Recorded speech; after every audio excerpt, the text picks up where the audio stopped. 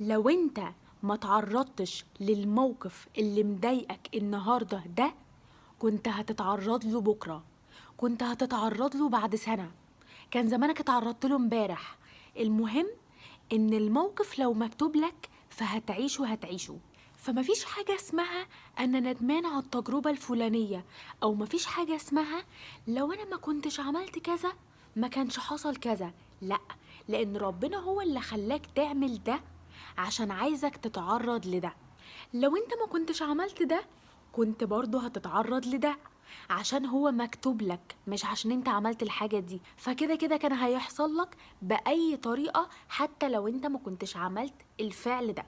احنا بقى بنفتكر ان لو احنا ما عملناش ده ساعتها مش هيحصل لنا ده، بس دي معادلة غلط. يعني مثلا لو انت رحت مكان او مناسبة او فرح او اي حاجة ولقيت ان الناس كلها